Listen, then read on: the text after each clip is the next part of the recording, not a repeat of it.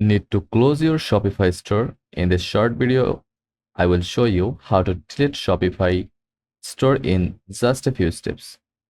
First of all, log into Shopify admin dashboard. Click Settings.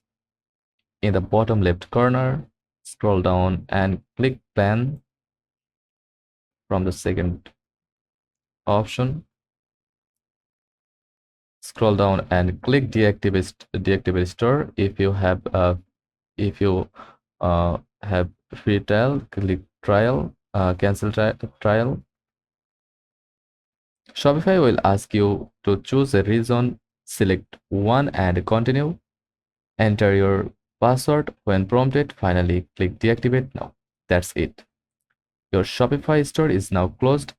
Note that you won't be charged again, but your data will only be stored for a short time if you decide to come back.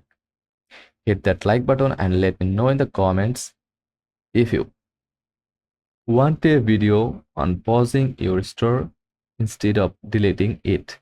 Thanks for watching. See you in the next video.